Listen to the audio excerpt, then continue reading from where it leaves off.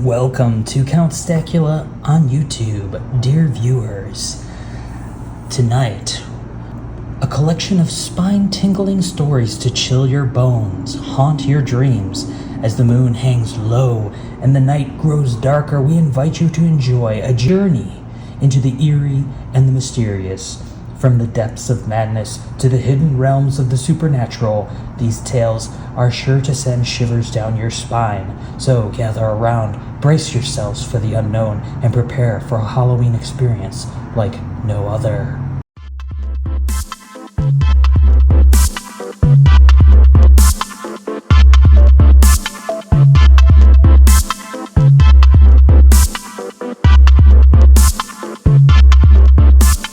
In the quiet town of Willowbrook, where autumn's chill hung in the air like a phantom's breath, there stood an old, decrepit mansion known as the Hawthorne House. It had long been abandoned, its windows like dark eyes peering out from the decaying facade.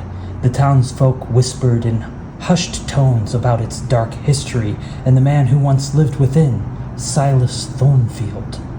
Silas was an eccentric recluse known for his bizarre obsession with silver and gold coins. He was rumored to possess the most extensive collection of rare and ancient coins in the world, and he would often lock himself away for days on end, meticulously stacking and restacking his precious treasures.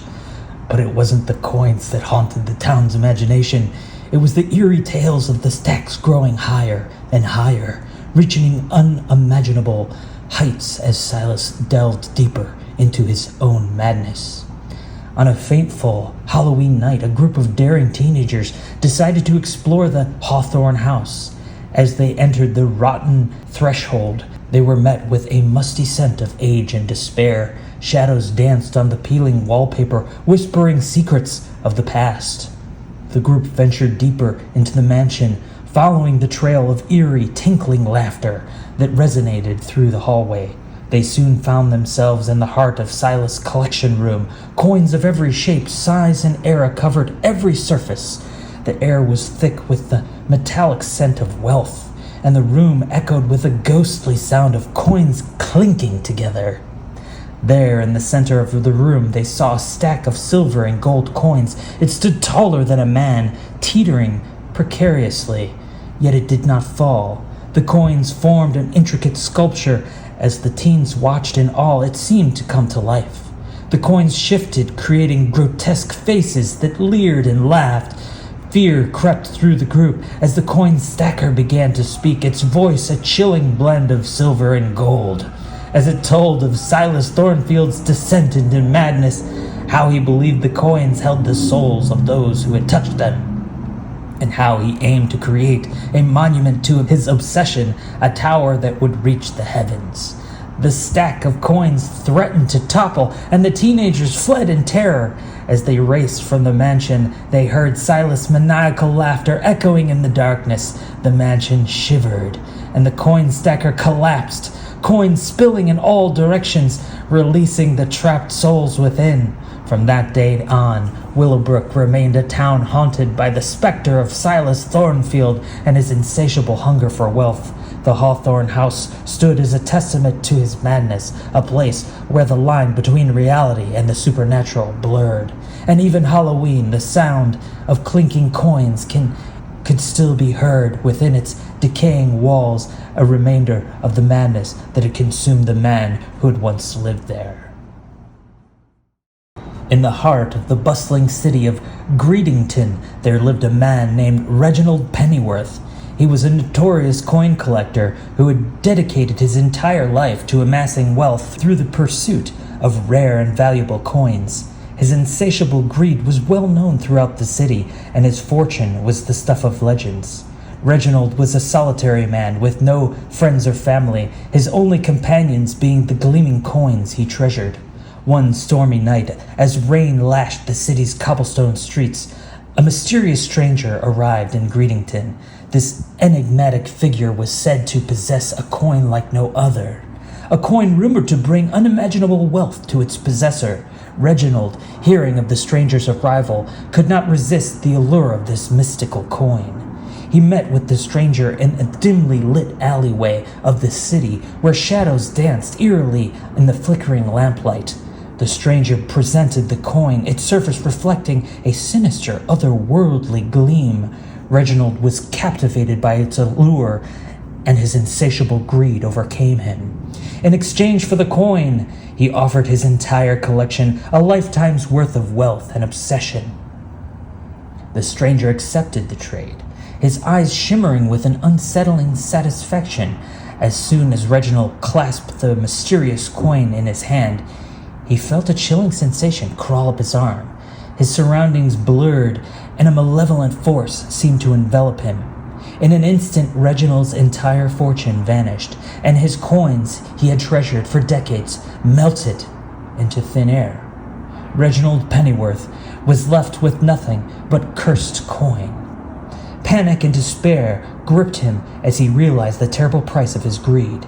He demanded to know the stranger's identity, but the enigmatic figure had disappeared into the shadows, leaving Reginald to face the consequences of his insatiable desire alone.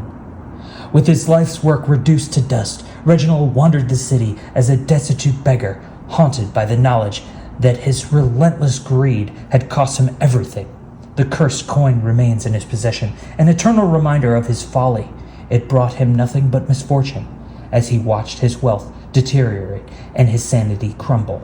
Reginald's once rich existence had been reduced to a pitiful existence, his insatiable greed forever condemning him to a life of misery and suffering. The city of Greedington whispered of his fall from grace, a cautionary tale of how the pursuit of wealth at any cost could lead to a fate worse than poverty. Deep in the heart of Picklebush County, there lived an eccentric old man named Bartholomew Crumblebush. Bartholomew had spent his entire life stacking and hoarding coins, much to the amusement of the townsfolk.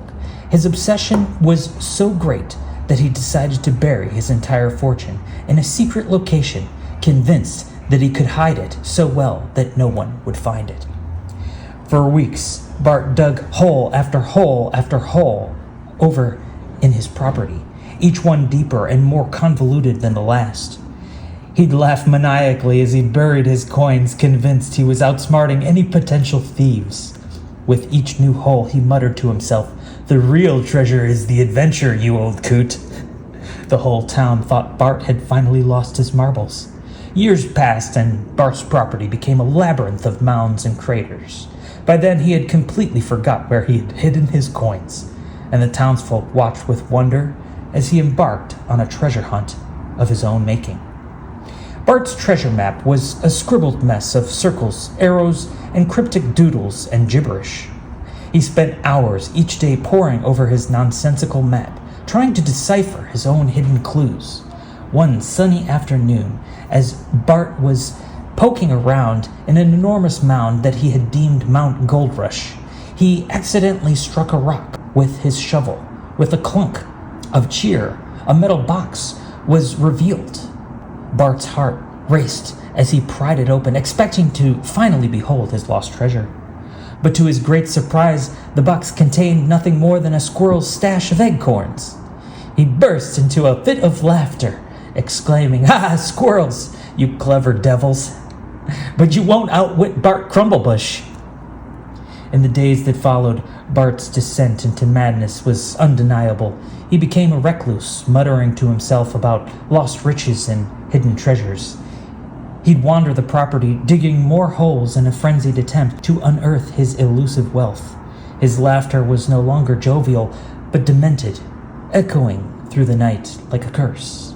The townsfolk watched with a mixture of pity and fear, leaving offerings of food at his doorstep and whispering tales of the madman who had once been Bart Crumblebush.